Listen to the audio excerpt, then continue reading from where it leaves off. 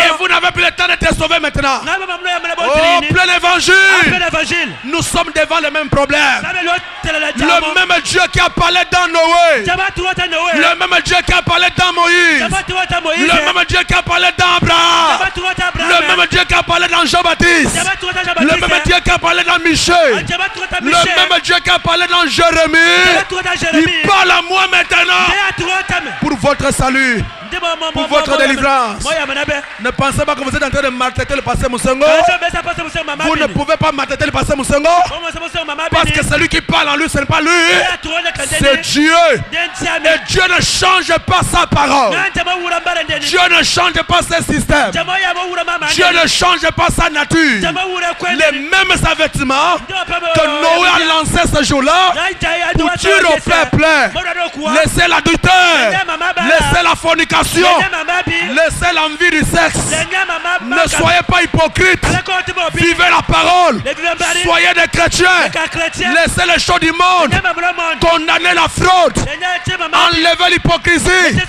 Enlevez le double jeu. Tout ce que Noé a condamné, moi aussi je le condamne.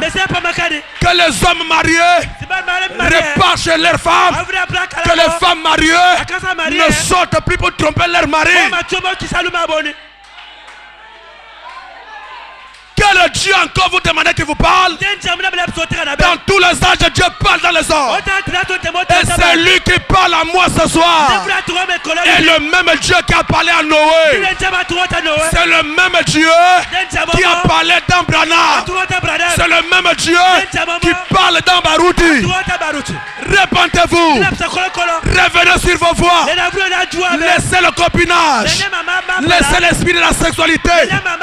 Sortez des traditions, de la sorcellerie, des envoûtements, du manque de respect. Revenez à la parole.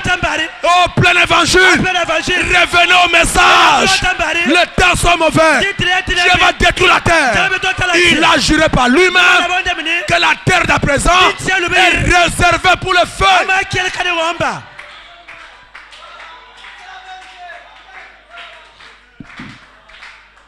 Ne soyez pas hypocrite. Vous dites que si j'étais au temps de Noé, j'allais rentrer dans l'arche. Mais aujourd'hui, l'arche c'est le message. L'arche c'est la parole. Croyez la parole. Vivez le message. Renoncez à vos mauvaises voies. Comment tu es un chrétien? Tu mets au monde les enfants avec une autre femme. Ta femme à la maison ne le connaît pas. Et vous marchez comme des chrétiens. Pensez-vous aller au ciel? Le même Dieu qui a détruit les incrédules,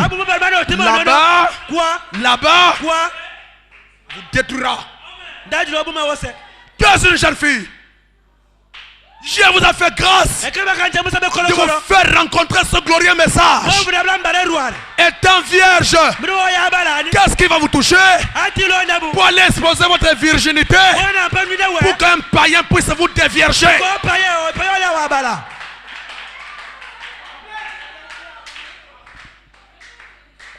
Vous pensez que Dieu, mon Seigneur, peut condamner les gens de Noé à cause des mêmes actes que vous faites, et que Dieu ne vous condamne pas? Mais pourquoi il doit condamner les gens de Noé s'il ne vous condamne pas?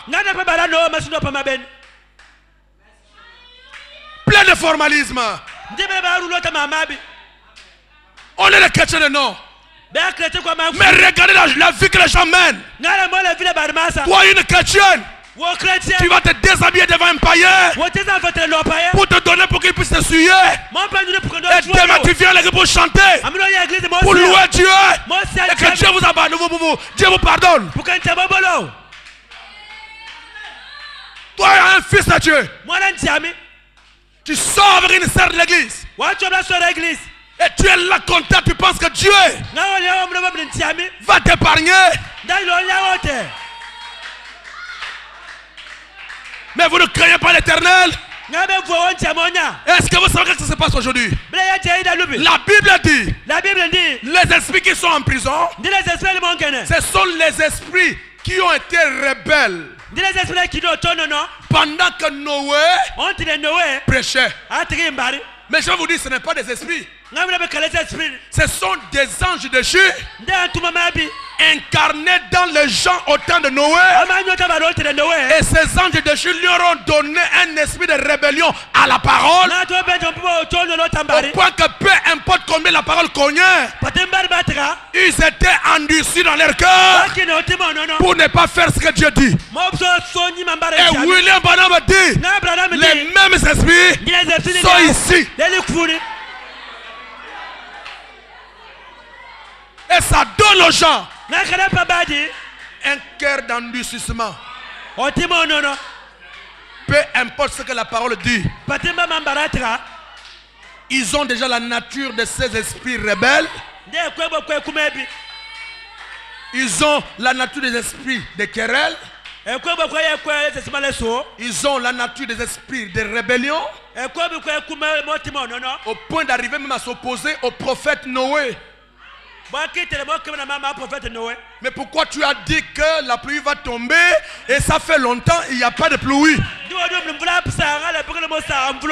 N'est-ce pas ce que vous dites aujourd'hui?